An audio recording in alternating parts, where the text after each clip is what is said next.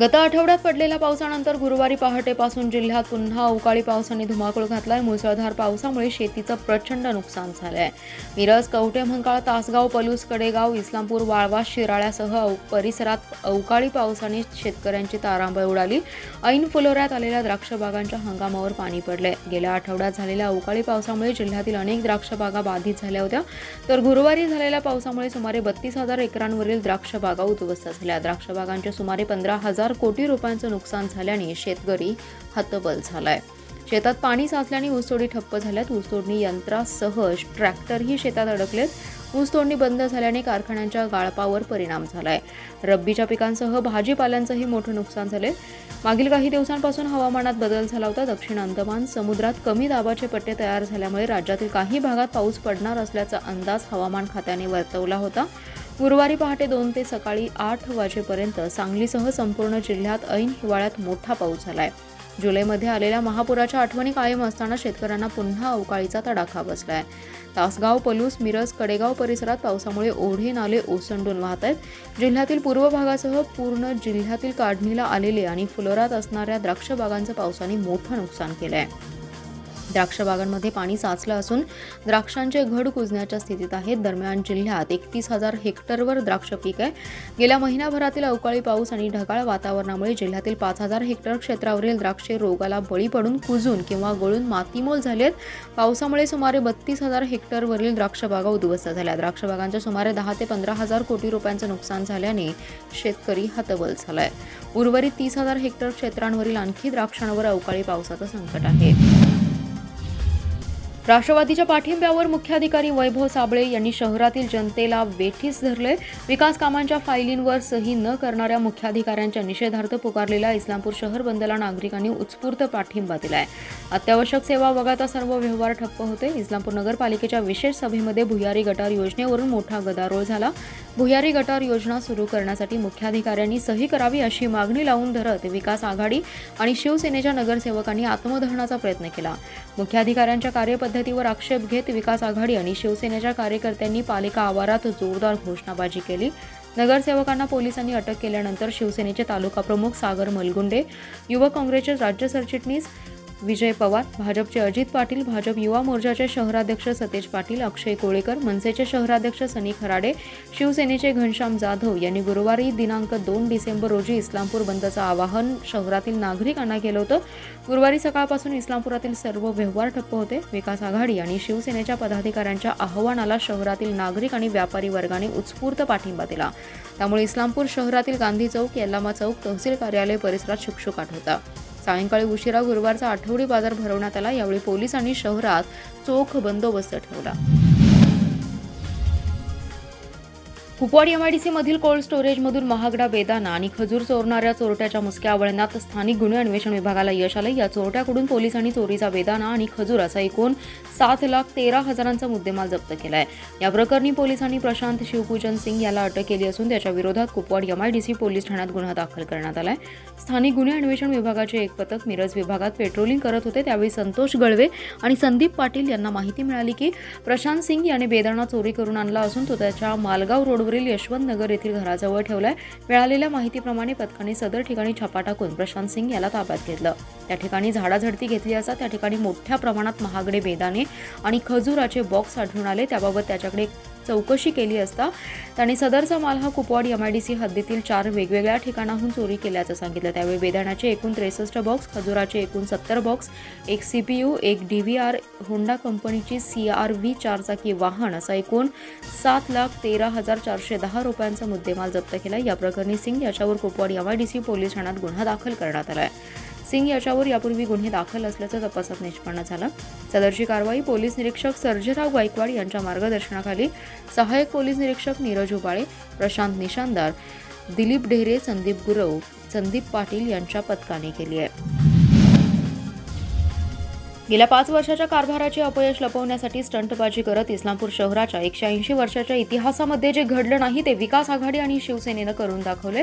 हे दुर्दैवी असून या प्रकाराने इस्लामपूर शहराच्या परंपरेला गालबोट लागल्याचा आरोप राष्ट्रवादी काँग्रेसच्या नगरसेवकांनी पत्रकार बैठकीत केला। 5 वर्षात कोणती विकास कामे केली हे सांगण्यासाठी गांधी चौकात एका व्यासपीठावर याचे खुले आव्हान विकास आघाडी आणि शिवसेनेला दिले.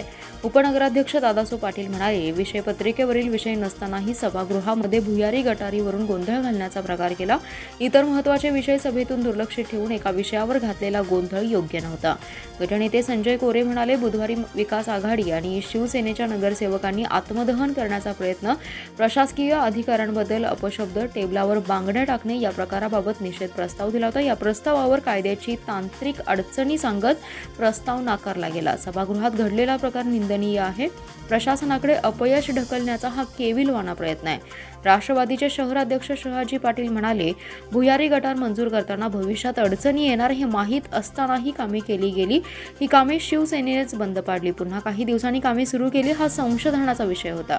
इस्लामपुरातील रस्ते खराब झालेत. रस्ते कामाला असणाऱ्या शासनाच्या निर्बंधांना शिथिलता आणण्यासाठी पालकमंत्री जयंत पाटील यांनी प्रयत्न केल्याने याचा पोटशूळ उठला असल्याची टीका त्यांनी यावेळी केली आहे. रात्री झालेल्या मुसळधार पावसात ऊसतोड मजुरांनी अख्खी रात्र बसून काढली. लहान लेकरांना तर अंगाखांद्यावर घेऊन झोपवले. लहान लेकरे या पावसाच्या थंडीने गारठलीत. झोपड्यात सर्वत्र पाणीच पाणी आणि दलदल झाली. सर्व प्रापंचिक साहित्य भिजून गेलं. काल झालेल्या अवकाळी पावसामुळे ऊसतोडणी मजुरांच्या ताड्यांवरील हे चित्र आहे. सांगली जिल्ह्यातील साखर कारखान्यांच्या ऊस तोडणी करण्यासाठी बीड, उस्मानाबाद, पंढरपूर, लातूर या भागातील ऊस मजूर आपल्या परिवारासह जिल्ह्यात दाखल झालेत. त्यांनी आपल्या झोपड्या गावाच्या बाहेर माळावर मारल्या असून प्लास्टिक, कागद, ऊसाचा वाळलेला पाला घेऊन निवाऱ्यासाठी झोपडी तयार केली आहे. त्यामध्ये प्रापंचिक साहित्य तसेच धान्य साठा ठेवलाय. 3-4 महिने ऊसतोड करून ही कुटुंबे आपापल्या गावी रवाना होतात. जिल्ह्यात गेल्या आठवडाभरापासून अवकाळी पावसाचं चित्र आहे. त्यातच पहाटेपासून जोरदार पाऊस झाला. त्यामध्ये या ऊस तोडी मजुरांना मोठा फटका बसलाय. त्यांच्या झोपडीत पाणी गेलं. त्यांचं प्रापंचिक साहित्य भिजून खराब झालं. दुपारी 4 पर्यंत या ऊसतोड कामगारांच्या चुली पेटल्या नव्हत्या. दुपारनंतर त्यांनी आपल्या झोपड्या नीट व्यवस्थित करून स्वच्छता केली. दुपारी थोडी पावसाने विश्रांती दिल्यानंतर या पालावर चुली पेटल्या गेल्या. या लोकांच्या मदतीसाठी समाजातील सेवाभावी संस्थांनी पुढे येणं गरजेचं आहे आणि साखर कारखान्यांनी प्रापंचिक मदत द्यावी.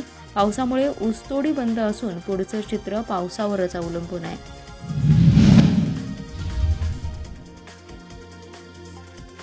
मिरज शहरातील रेकॉर्डवरील गुन्हेगार विजय राजू मस्के यास दुचाकी चोरी प्रकरणी मिरजेतील गांधी चौकी पोलिसांनी अटक केली. पोलिसांनी त्याच्याकडे कसून चौकशी केली असता त्यांनी विविध ठिकाणाहून 2,37,000 रुपयांच्या 6 मोटारसायकली चोरल्याची कबुली दिली.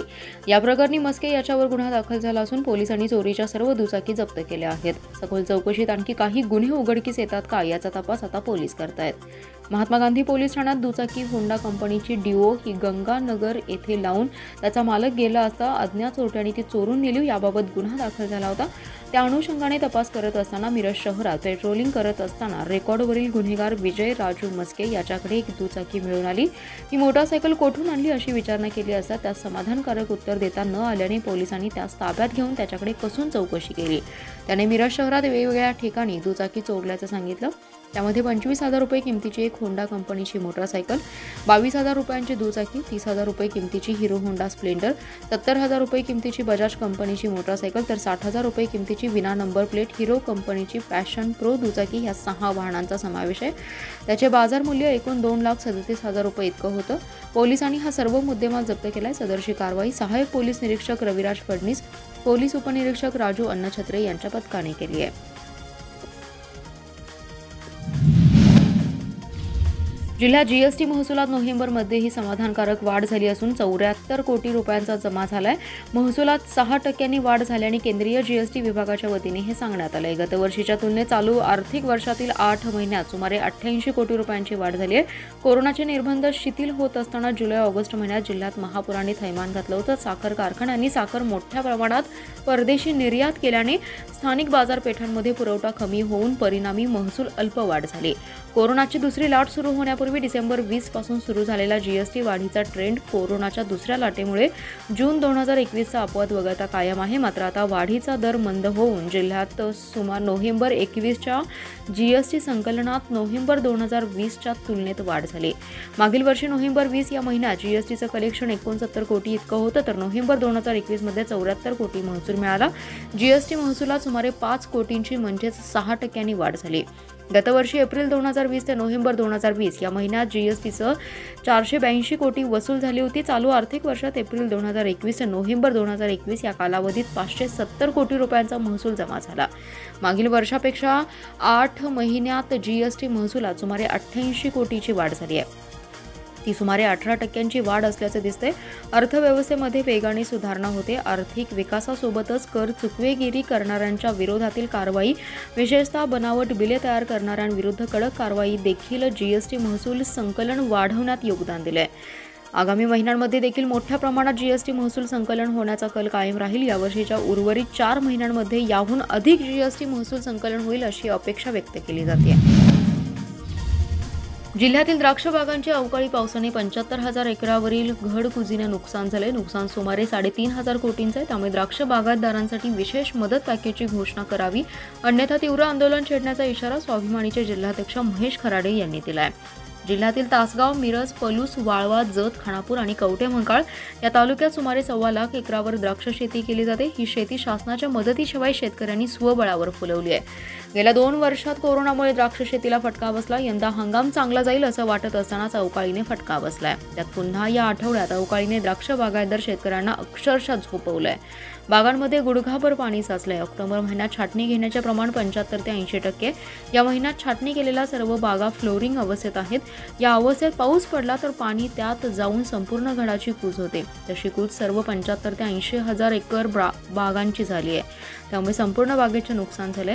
अवकाळीच्या संकटातून द्राक्ष बागा वाचणे अशक्य आहे. उत्पादकांना वाचवण्यासाठी या सर्व बागांचे पंचनामे करा. या पंचनामे करून शासनाकडून होणारी मदत तुटपुंजी असते. त्या मदतीतून एका फवारणीचा खर्चही भागत नाही. त्यामुळे द्राक्ष शेतीला लागणारा भांडवली खर्च पाहता मदत सुद्धा भरीव करण्याची आवश्यकता आहे. द्राक्ष शेतीतून देशाला दरवर्षी द्राक्ष बेदाणा निर्यातीतून 2,000 कोटींचे परकीय चलन मिळतं. परकीय चलन मिळवून देणारी शेती अडचणीत असताना शासनाने विशेष मदतीचं पॅकेज जाहीर करावं, अथवा द्राक्ष पीक विमा योजनेची मुदत संपलेली आहे ती वाढवून देण्यात यावी. विमा योजनेचे निकष बदलावेत. ती योजना सध्या 8 माही असून ती 12 करावी, अन्यथा रस्त्यावर उतरावं लागेल असा इशारा स्वाभिमानी शेतकरी संघटनेने दिला आहे. गुरुवारी मध्यरात्री बरसलेल्या तुफान पावसाने सांगली शहराच्या उपनगरामध्ये दाणादाण उडाली आहे. शामराव नगरासह अन्य परिसरात चिखल आणि दलदल निर्माण झाले, तर नाला ओव्हरफुल झाल्याने जुना बुधगाव रस्ता, timber area, Meera housing society परिसरातील काही रस्त्यावर पाणी आले. प्रभाग 10 मधील आप्पासाहेब पाटील नगरमध्येही चिखल आणि दलदलीमुळे नागरिकांना त्रास सहन करावा लागलाय. शहरात गेल्या 4 दिवसांपासून ढगाळ वातावरण होतं. हवेत गारठा होता. गुरुवारी मध्यरात्री 1च्या सुमारास अचानक अवकाळी पावसाने बरसायला सुरुवात केली. पहाटेपर्यंत पाऊस सुरूच होता. यामुळे शहरासह उपनगरामध्ये सगळीकडे पाणीच पाणी अशी स्थिती निर्माण झाली आहे. शहरातील प्रमुख चौकातील पाण्याचा निचरा गतीने झाला, मात्र गुंठेवारी भागात चांगलीच दैना उडाली. 100 फुटी रस्ता, शामरावनगर, हनुमाननगर, विठ्ठलनगर, कोल्हापूर रोड, रामनगर, हनुमाननगर, त्रिमूर्ती कॉलनी, गुलाब कॉलनी, मस्जिद रोड, आप्पासाहेब पाटील नगरसह अनेक भागात चिखल आणि दलदल निर्माण झालाय. गुंठेवारी भागातील रस्ते यापूर्वीच अतिवृष्टी आणि महापुरामुळे खराब झालेत. गुरुवारच्या पावसाने यामध्ये अधिकच भर पडली आहे. संपूर्ण पावसाळ्यात गुंठेवारी भागात मुरुम पाहायला नाही, त्यामुळे रस्त्यांची अवस्था अधिकच दयनीय झाली आहे. नागरिकांना चिखलातून वाट शोधावी लागते. यामुळे नागरिकांमधून तीव्र नाराजी व्यक्त करण्यात येते. दरम्यान पावसामुळे शहरातील रस्तेही खराब झालेत. महापालिकेच्या मुख्यालयाच्या समोरील रस्त्यावरच भल्या मोठा खड्डे पडले, त्यामुळे वाहनधारकांना तारेवरची कसरत करावी लागते.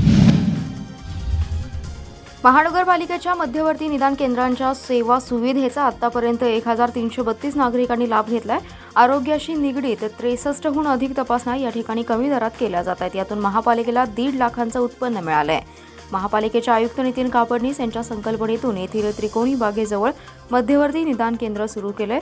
खासगी लॅबपेक्षा अत्यल्प आणि परवडणारे दर येथील निदान केंद्रात आहेत. या ठिकाणी नागरिकांच्या आरोग्याशी निगडीत 63हून अधिक तपासण्या केल्या जात आहेत. एकाच इमारतीत सर्व तपासण्या आणि एक्सरेची सोय या ठिकाणी केली आहे. दिनांक 9 ऑक्टोबर 2021 पासून सुरू असणाऱ्या मध्यवर्ती निदान केंद्रात मागील 50 दिवसात 1,332 नागरिकांच्या तपासण्या झाल्या. यामध्ये या काळात 1,263 जणांच्या स्पॉट टेस्ट करण्यात आल्या, तर 8,225 इतक्या महालॅबच्या माध्यमातून तपासण्या करण्यात आल्या आहेत. या काळात 894 नागरिकांचे एक्सरे काढण्यात आलेत. अत्यंत अल्प दरात माफक सेवा महापालिकेच्या केंद्रात उपलब्ध असल्याने हे केंद्र सर्वसामान्य जनतेसाठी एक पर्वणी ठरले.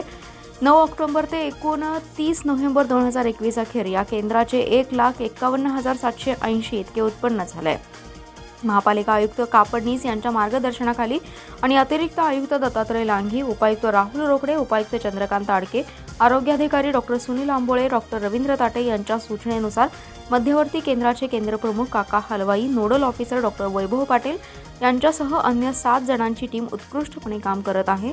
महालॅबच्या सहयोगाने या ठिकाणी अनेक तपासण्या माफक दरात केल्या जात आहेत.